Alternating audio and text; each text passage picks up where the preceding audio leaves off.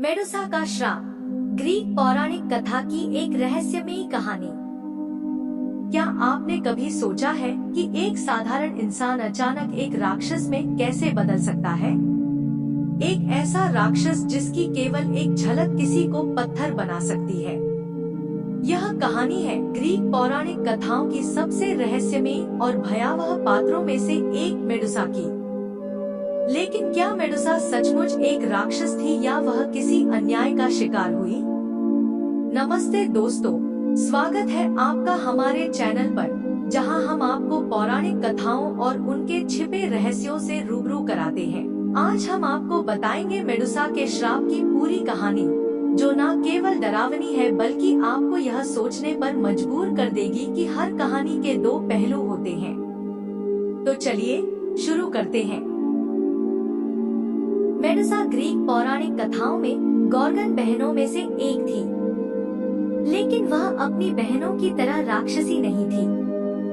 वह सुंदरता की देवी एथेना के मंदिर में एक पुजारी के रूप में सेवा करती थी। मेडुसा अपने समय की सबसे सुंदर महिलाओं में से एक मानी जाती थी। उसकी सुनहरे बालों की लहरें और चमकते हुए चेहरे पर हर कोई मोहित हो जाता था।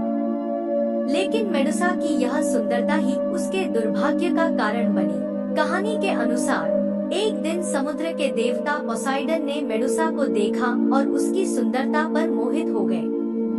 पोसाइडन ने मेडुसा का पीछा किया और एथेना के मंदिर में ही उसे अपनी शक्ति का शिकार बनाया। जब यह घटना हुई तो मेडुसा टूट चुकी थी, लेकिन उसकी यह त्रासदी खत्म नहीं हुई। एथेना, जो न्याय और बुद्धि की देवी मानी जाती थी, ने मेडुसा को पीड़ित के रूप में देखने के बजाय उसे दोषी ठहराया।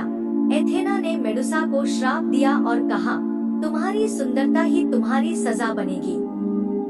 अब से जो भी तुम्हें देखेगा वह पत्थर में बदल जाएगा। तुम्हारे सुंदर बाल जहरीले सांपों में बदल जाएंगे। तुम इस दुनिया से बहिष्कृत होकर एक राक्षस के रूप में जियोगी। एथेना के इस श्राप के बाद मेडुसा के सुनहरे बाल सांपों में बदल गए। उसकी आंखों में एक ऐसा जादू आ गया जो किसी को भी पत्थर बना सकता था। और तब से मेडुसा ने जंगलों और गुफाओं में छिपकर रहना शुरू कर दिया। कई सालों बाद मेडुसा को मारने के लिए एक नायक को चुना गया। उसका नाम था पर्सियस। पर्सियस को राजा पॉलिडेक्टिस ने यह असंभव कार्य दिया। राजा ने पर्सियस से कहा कि अगर वह मेडुसा का सिर लाकर देगा तो उसकी मां को राजा के साथ शादी नहीं करनी पड़ेगी। पर्सियस ने इस कार्य के लिए देवताओं की मदद मांगी। एथेना ने उसे एक ढाल दी जो इतना चमकीला था कि वह दर्पण का काम करता था। हर्मीस ने उसे एक तलवार दी जो किसी भी चीज को काट सकती थी। और हेड्स ने उसे एक टोपी दी जो उसे अदृश्य बना देती थी। पर्सियस ने अपनी ढाल में मेडुसा का प्रतिबिंब देखा, ताकि उसकी आंखों में देखकर वह पत्थर न बने। उसने अपनी तलवार से मेडुसा का सिर काट दिया। मेडुसा की मृत्यु के बाद उसके खून से दो प्राणी पैदा हुए, पेगासस, पंखों वाला घोड़ा, और क्राइसोअर। पर्सियस ने मेडुसा के सिर को अपने साथ ले लिया। कहा जाता है कि उसके सिर में इतनी ताकत थी कि वह मरने के बाद भी किसी को पत्थर बना सकता था। मेडुसा की कहानी केवल एक श्रापित राक्षस की कहानी नहीं है। यह न्याय, अन्याय और प्रतिशोध का प्रतीक बन चुकी है। कई लोग मानते हैं कि मेडुसा का श्राप महिलाओं के साथ होने वाले अन्याय का प्रतिनिधित्व करता है। ग्रीक सभ्यता में मेडुसा का सिर शक्ति और सुरक्षा का प्रतीक बन गया। आज भी मेडुसा की छवि को कई प्रतीक चिन्हों में देखा जाता है, जैसे कि वर्साचे के लोगों में।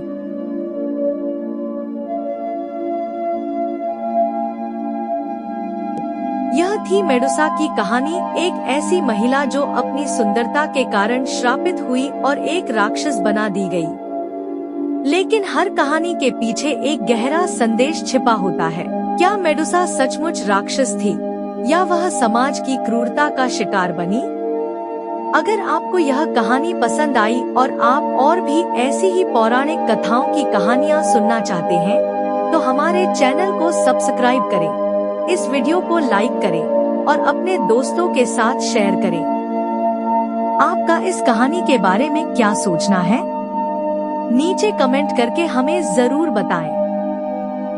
तब तक के लिए अलविदा और अगली बार किसी नई कहानी के साथ मिलते हैं।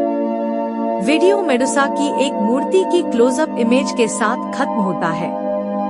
धन्यवाद।